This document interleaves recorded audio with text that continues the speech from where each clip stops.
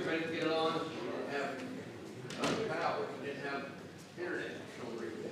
Now we do.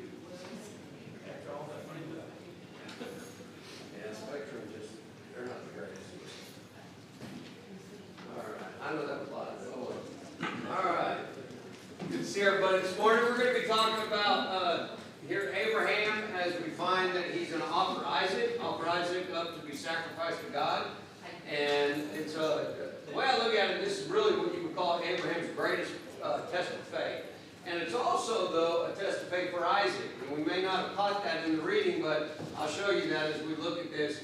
And because he's always portrayed as a little boy, being picked up there, but that's not the case at all. And we'll talk about that as we go through that. So let's jump into our questions. It's good to see everyone this morning on this nice, I'm going to say cloudy, foggy day. Foggy morning for sure, without a doubt. Number one, Joshua did not say, A, God is jealous, God is holy, God has done good to the Israelites, or God will overlook service to foreign gods. D, exactly 100%. Where were the bones of Joseph buried?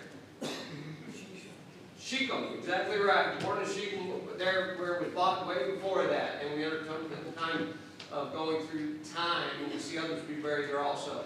What was the sign of the covenant between God and man that God would never destroy the earth again, or excuse me, earth with water again? Rainbow, exactly right. So very important to understand. God never said he wouldn't destroy the earth again. He just said he wouldn't destroy water again. Next one. Discouraged that they had no children. What did Abram and Sarai do to solve the problem? Sarah gave her maidservant. Exactly right. Sarai gave her maidservant over to Abraham. And we see, of course, we find with child there, and that caused all the problems in the world with Ishmael. We see him with his mom, Hagar. Next one. In response to what did the Lord say? Is anything too difficult for the Lord? Yes or no? Is anything too difficult for the Lord? No. All right, I'm going to say no. There we go, please. Did Sarah admit that she had laughed? Genesis 18, 12 to 15. She denied it, actually. Yes, exactly right. So, next one. Abraham begged God not to destroy Sodom. And we're going to go through these. If there were only, first one, how many innocent people? 50. Exactly right. Second, he begged for how many? How many did he beg for? Everybody got it? Remember, I'll give you a hint. He said, how about if there's 5 less? And then God gave the number of how many would be, or Jesus saying, how many was there? Take 5 to 450. Everybody come on. 45. Woo! All right, everyone got it. There we go. Third, he asked for how many after 45? We're going to 15 down. What would that be? 30. Yeah. Oh no, it's 40. I was wrong. I'm sorry. No, it's 5 down. Remember, he does. The only time he changed that, he does 50, because that's always confusing. Then he goes 45, and then from there he goes back to 10, 40, and then goes on down from there. The next one, of course, would be 30. 50 asked for how many? 20. All right, we got our math going on. 60 asked for how many?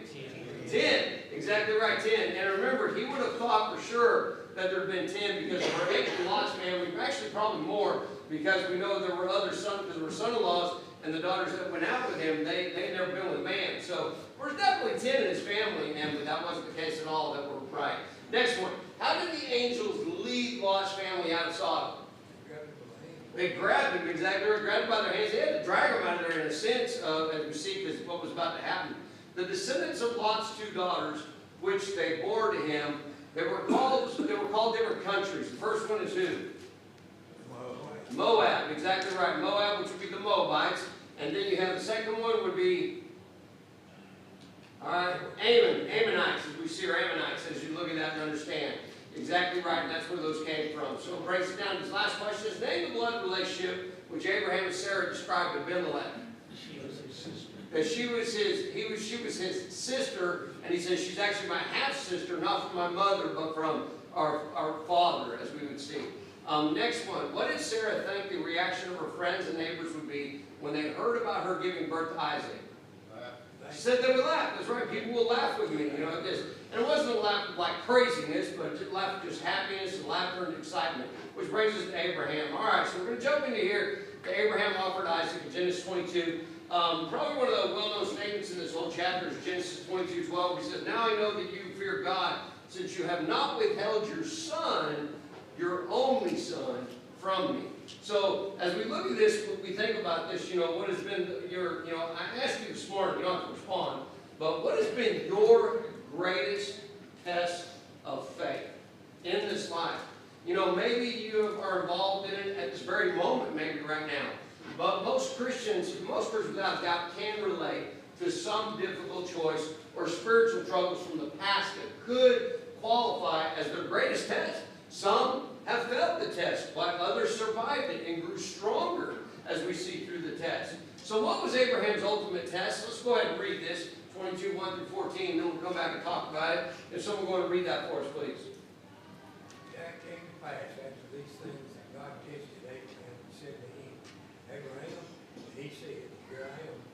Then he said, Take now your son, your only son Isaac, whom you love, and you go to the land of Moriah, and offer him up as a burnt offering as one of the mountains of which I shall tell you. So Abraham rose early in the morning and saddled his donkey and took two of his young men with him and Isaac his son. And he split the wood for the burnt offering and rose and went to the place of which God had told him. Then on the third day Abraham lifted his eyes and saw the place far off. And Abraham said to his young men, Stay here with the donkey and the lamb, and I will go yonder and worship you. We will come back to you.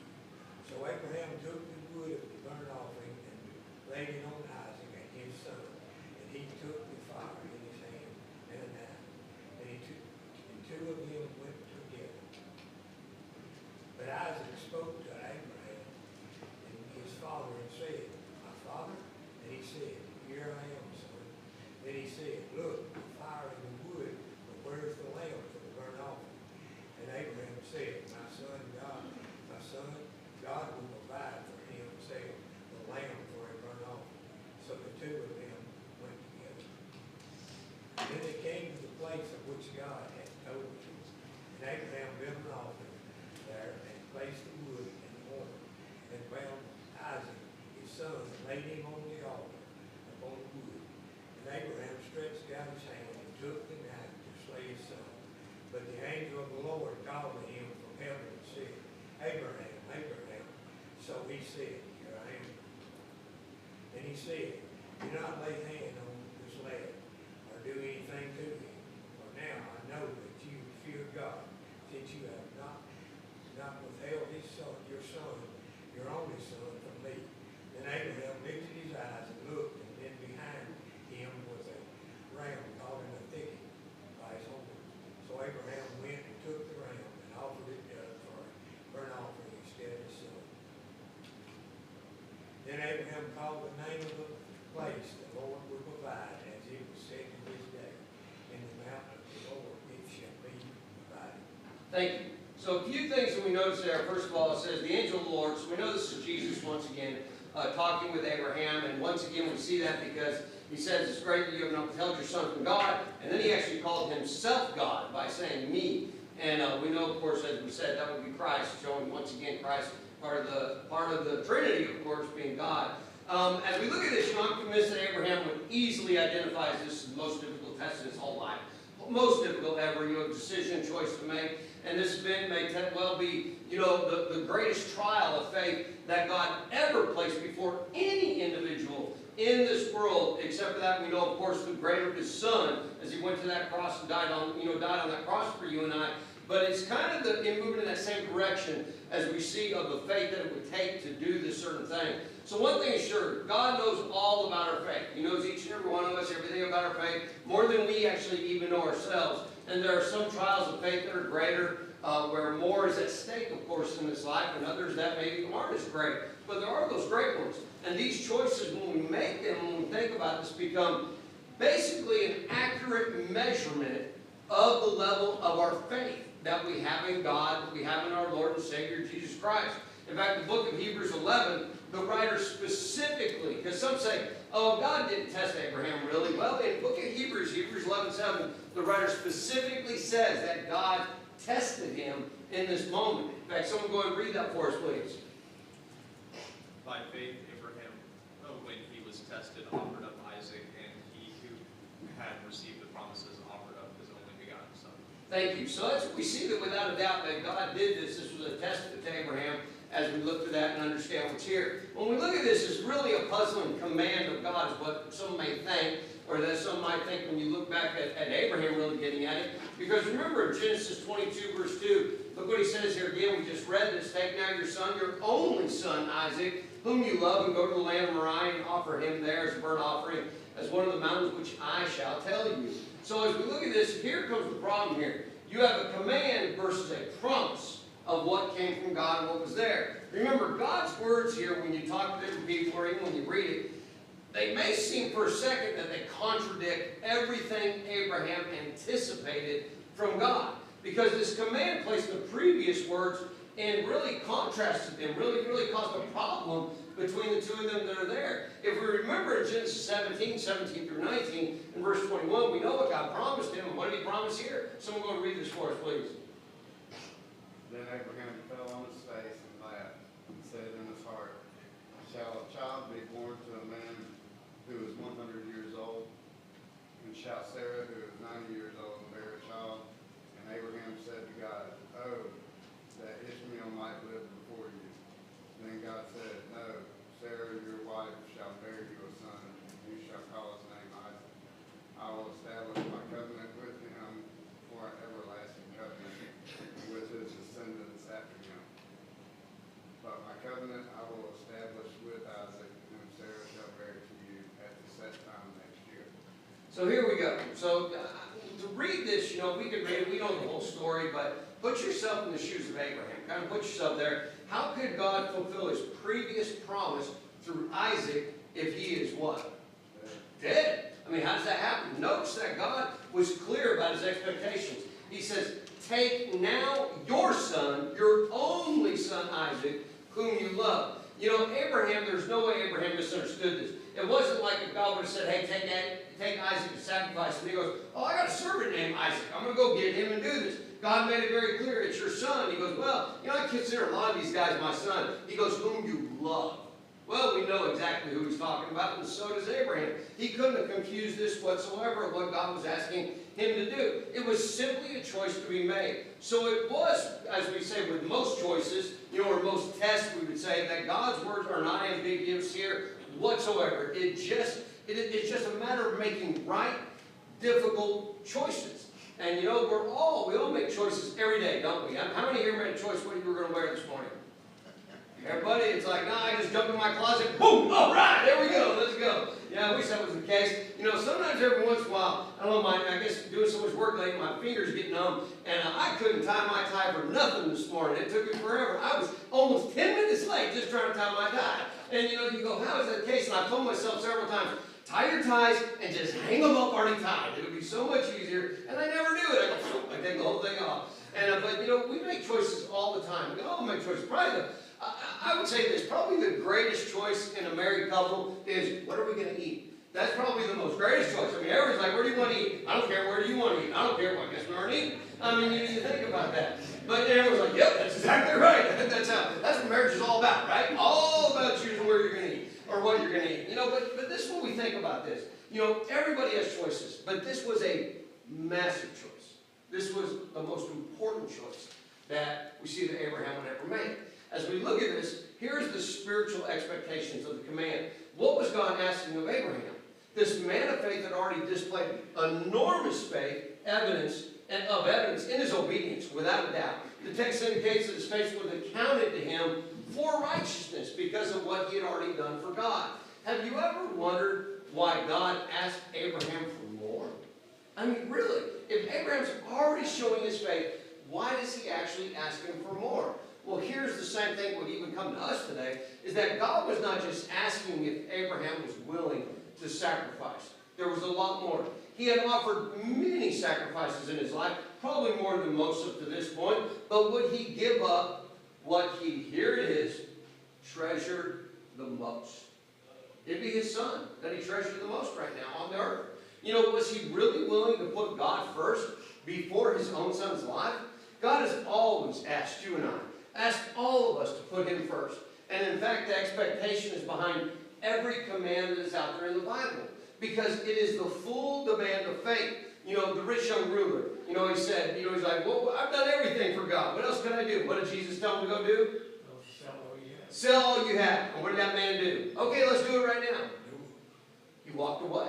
Because what Jesus knew, his heart knew, his money was more important to him than that of God. So think about Luke 14:33. So likewise, whoever of you does not forsake all that he has, or she has, cannot be my disciple. Now, does that mean God wants us to go poor? Is that what he wants? Not at all. He doesn't want us to be poor. He doesn't want us to get rid of everything. That's not what he's saying. But he's saying if there is something in your life that is put above God, guess what? You better get rid of that. You better get rid of it or figure out how to make it below that. And usually you can't figure it out, so you just get rid of it as it would be. When we look at this and we think, God is always interested in testing our faith to a higher level. You realize that? Even today. Some say, God doesn't test us. Well, he does. He doesn't test us in a fact where he's going to hurt us or put us, in any effect. But he wants to see where our faith is from time to time. And a lot of times it's not just God testing. We're just tested by the ways of the world, by what's out there and what happens. Dad, go ahead. Like I said Wednesday night, Hebrews 11 tells us to lay aside every weight. Yep. It can be good, but if it's holding us back That's right. to run a race, then we need to put it aside. Yep. I think a lot of times we as Christians can come under the impression that it's got to be a sinful thing that holds us back. If it's sinful, then it definitely holds us back. But like I said, it doesn't have to be a sin. It doesn't have to be a sin. Simple thing is there. If anything is holding us back from worshiping God, putting him and Jesus first above everything else, we need to recheck ourselves with it. And maybe we need to let that go to the wayside, like we talked about before. I mean, think about this. Even when we have more faith, maybe than those around us, we're still going to be tested. In fact, look at this, Matthew 14:31. If someone read that for us, please. And immediately Jesus stretched out his hand and caught him and said to him, O you of little faith, why did you doubt? Who's he talking about here? Anybody remember? Peter. Peter, think about this.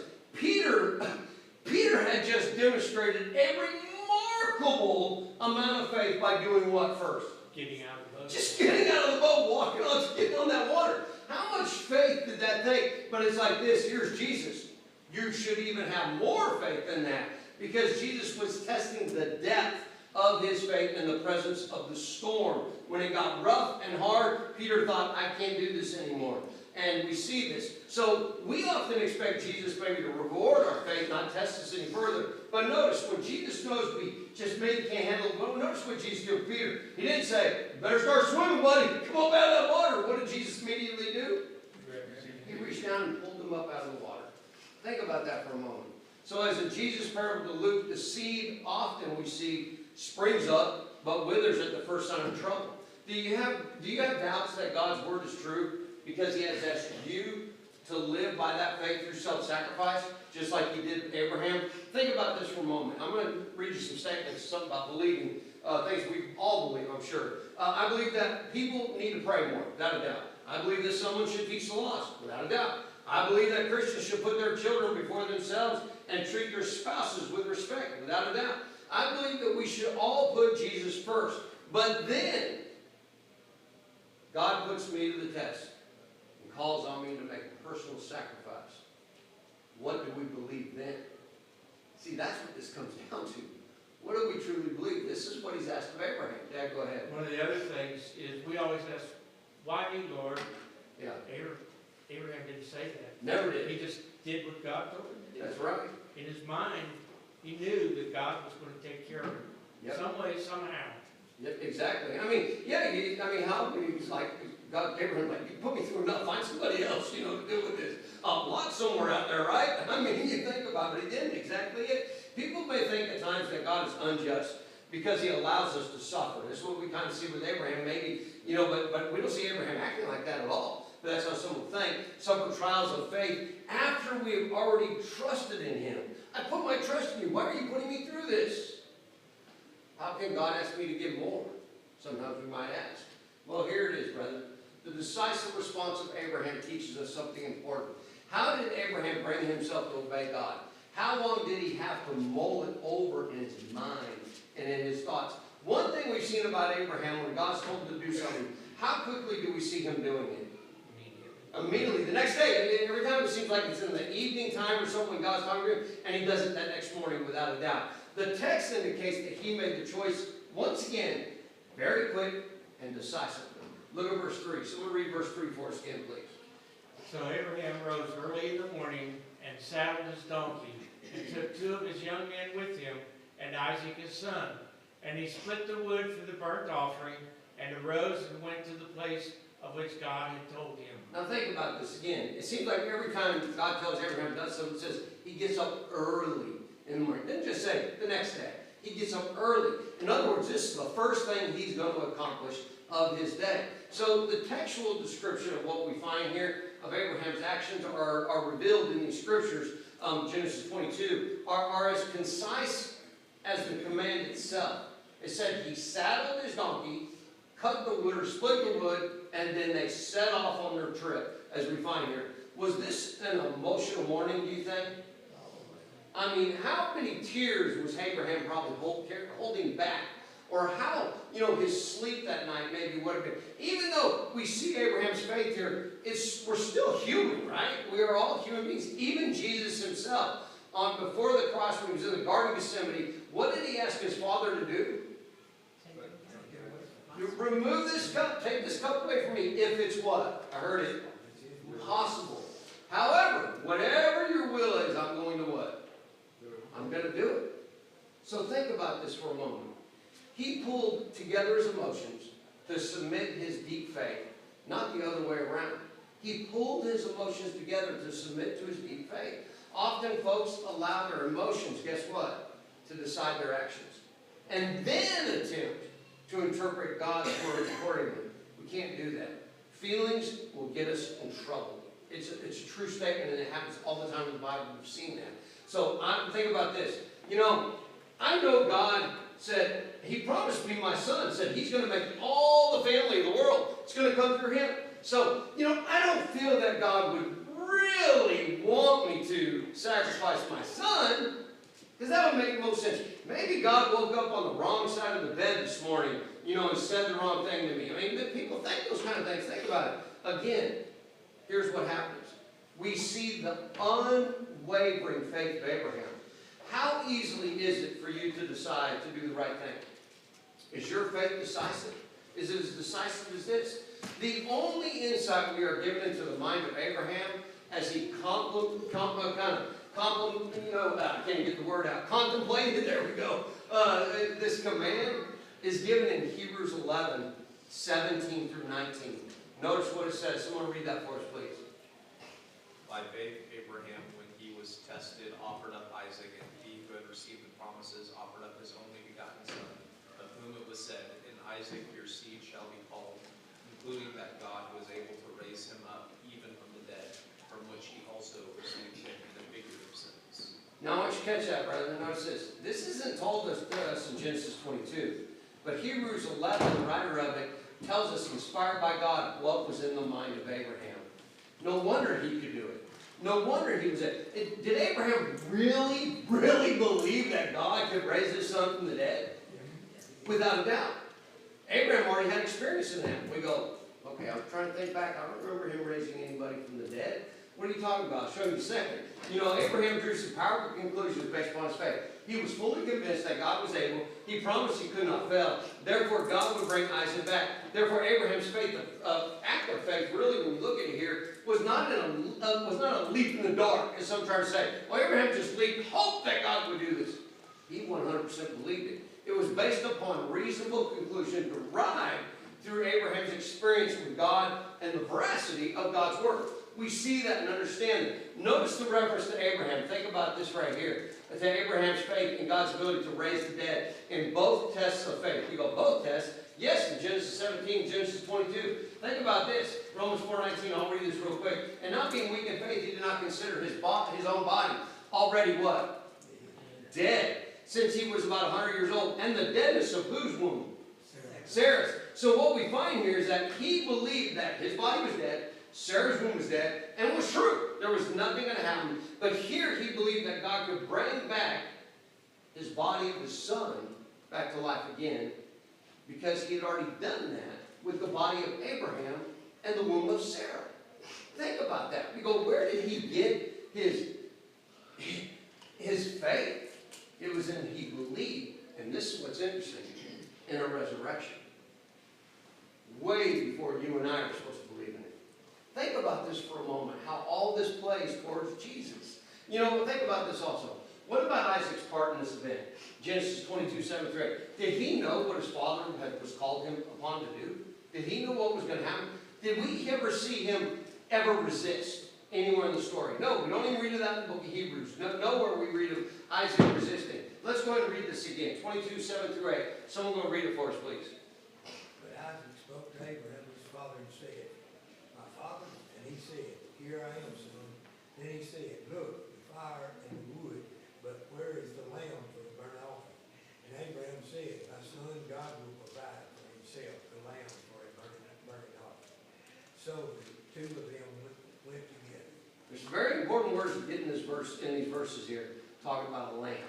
Very important to think about this for a moment. You know, according to Josephus, as everybody knows, was one of the greatest historians for Israel, as we see ever. He describes that Isaac at that time, and you can figure it up, you can get to it without a doubt, that Isaac would have been 27 years of age at this point. 27. Now most pictures, if you ever pull a picture of the internet and everything, Abraham sacrificing his son, you're getting ready for it, placing him on the wood, how does the child always look? Or how does the man look? He looks like a child, looking like a little child. Think about this. It is the consensus of most that he was a full-grown man and no longer a child. Considering that Abraham was an old man, just think about this for a moment. How much volunteering consent did it take of Isaac to let his father place him on that wood, knowing that he was going to be the sacrifice? How much did that take? Took a lot of faith on his part. There it is. Exactly right. A lot of times all we see is Abraham's faith. Now we're seeing the faith of Isaac.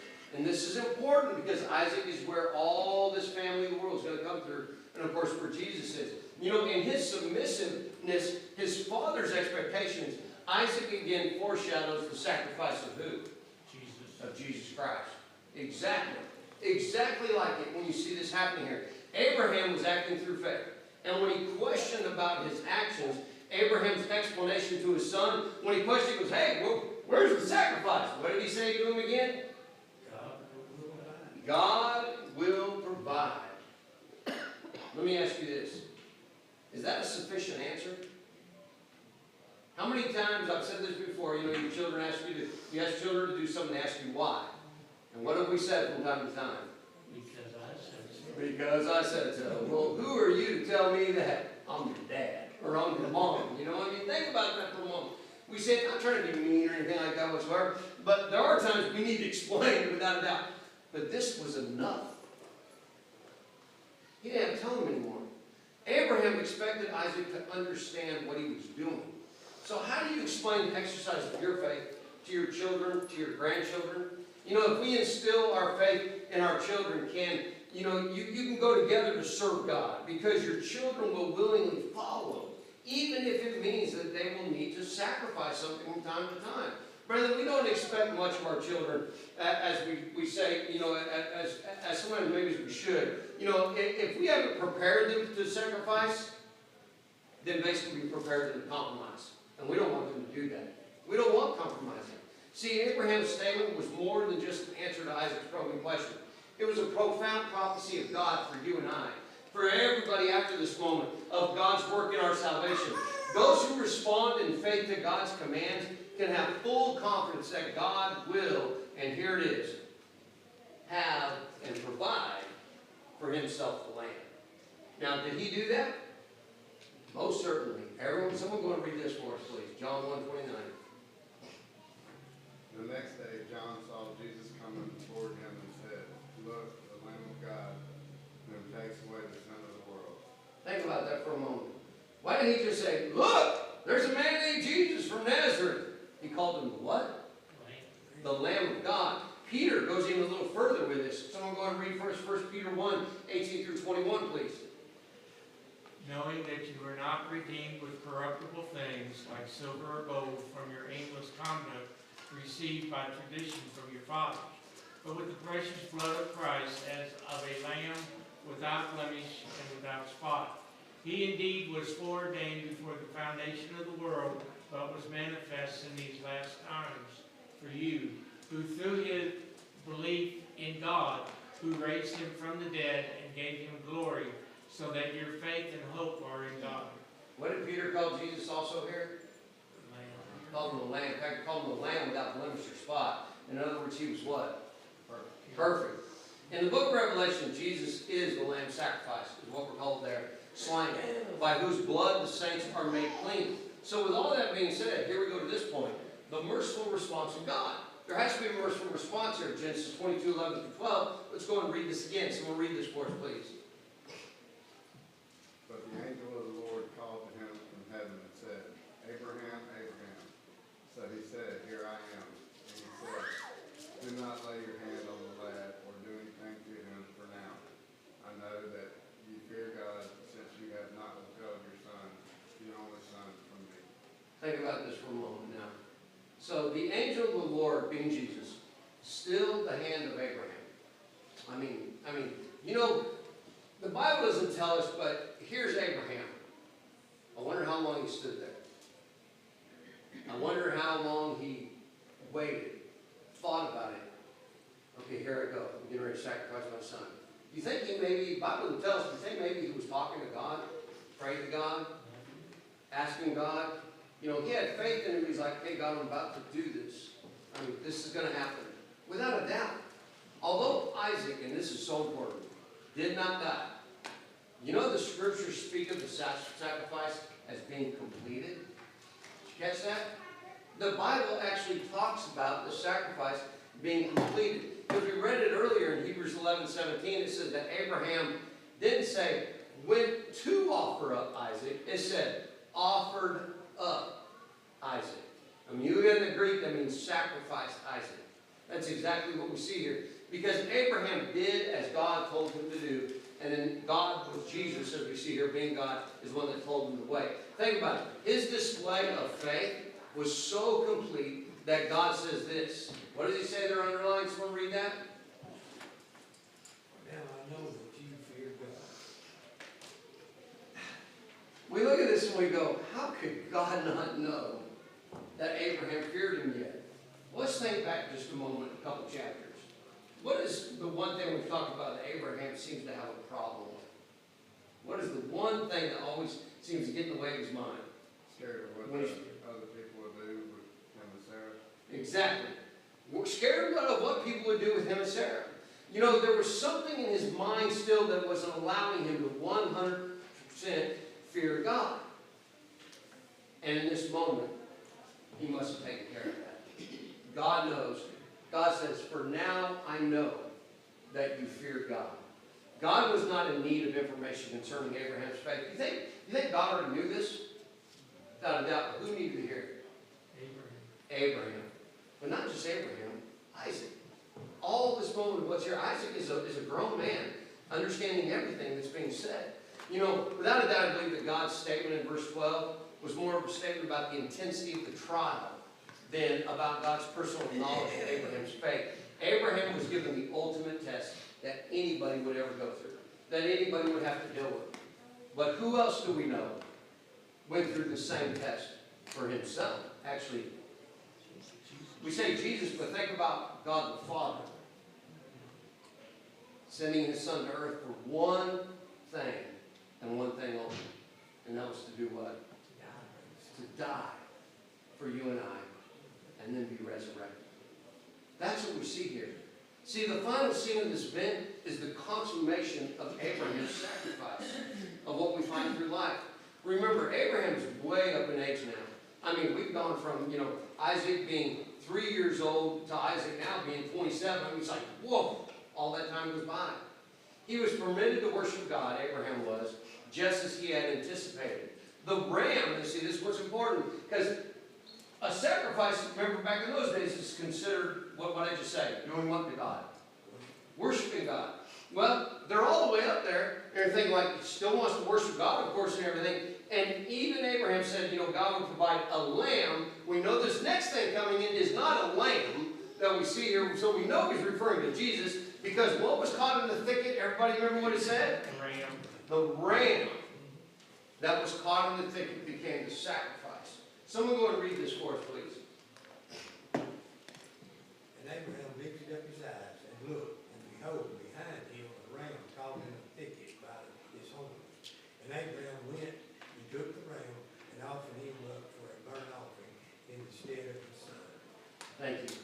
You know, there's so much in the story that we wonder about. The Bible even tells us. I wonder how much Isaac was praying, laying there on that wood. God, why is my dad doing this to me? What's happening to her? Or do I really have to go through with this? Just like Jesus asked me. I mean, but here's where I want you to catch this. He did it willingly, just like Jesus would said. He's that age, he could have easily done what with his dad, probably. Overpowered him and just took off down the mountain. And as he's going down, the old man freaked out. He went crazy. He was trying to kill me. Let's get out of here. I mean, he didn't do that. It's remarkable to see the faith of these two men in this moment. See, Abraham did not have to give up his son, as we see there. There was another way provided by God. In the sense, the sacrifice of Isaac is unlike the event of the Calvary. Because let me show you this. Isaac's sacrifice would have been no more effective, guess what, than the ram. No more effective. All it would have been was he listened to God. But it would have been no more effective when you come to worship, because one was good as another. Because the ram and every animal sacrifice was only representative of the true sacrificial sacrifice that God would provide with the actual lamb, his son Jesus. But when it came time for God to make that sacrifice of his son, there was not another to take his place. As like there was a ram for that of Isaac. Jesus had to do it. He was not spared. In fact, Romans 8:31 through 32. If someone read this for us, please. What then shall we say to these things? If God is for us, who can be against us? He who did not spare his own son, but delivered him up for us all, how shall he not with him also freely give us all things? Thank you. So here, you know, it's so true. This is what some people in this day will say, God's horrible. God's terrible. He's killed people. He's bad. You know, he's not for any of us here. Why does he allow us to suffer and go through all this? But then you read the rest of this verse, and you see how God is for us because of what he did with his son. I mean, how many of us here, I'd say husbands and wives, I mean, how many of us here could really sacrifice your child to never see them again?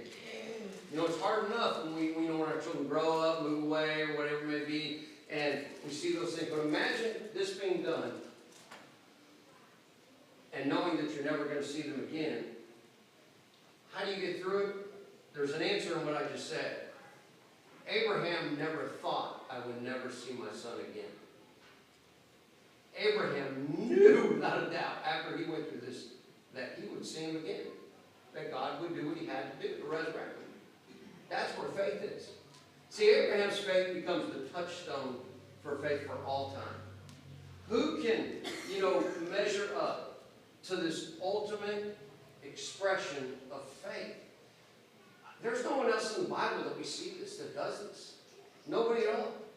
Also, I see this event for us before I close, a depiction of God's sacrifice for you and I. For each and every one of us. His willingness to do what was necessary to save you and me is the heart of the gospel story.